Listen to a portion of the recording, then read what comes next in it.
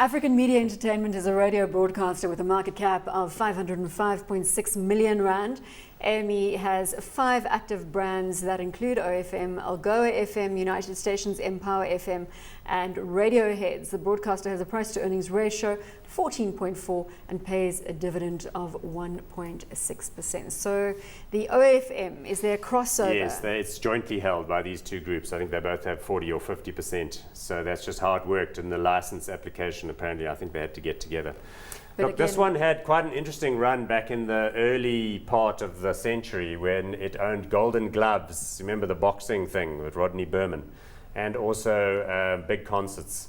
But it sort of lost those assets along the way. They were taken out. The company basically crashed and went to almost zero. But since then has climbed its way back up with these stakes. Algoa, which is the Port Elizabeth radio station, also in the same niche. So it's kind of moved along, but it's a bit chunky and doesn't trade all that well. And here's the thing. You can see that from the share price graph. And it's got some funny shareholders, incling the Caxton guys in their individual capacity. So we're getting almost like a property environment, this cross-holding among different stakeholders. Makes it a murky Between Caxton and Prime Media, I think they've been trying to get control of this thing for years. Chris, your thoughts on African Media Entertainment? Any merit in buying this one if you can get hold of it? Yeah, look, I mean, I think they do quite a reasonable job. It's a poor trader, as Paul says.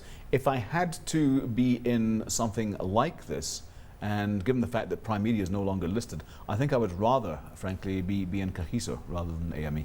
You'd rather go into? Kagiso. Kagiso, yeah. If you were given a choice between the two? Yeah, I saw a media rumor last couple of days suggesting that Prime Media may be thinking about coming back to the market. Yeah. Now, they, of course, own Highveld and Radio 702 and stuff like that. And if they were to, that would be quite interesting. Would it be a good move for them, do you I think so. I mean, it's always great when we've got more choices on the market, and they're a big player. I would imagine they'd come in at quite a hefty number. And it would give the private equity people at Brait and others that took stakes in there an opportunity to exit.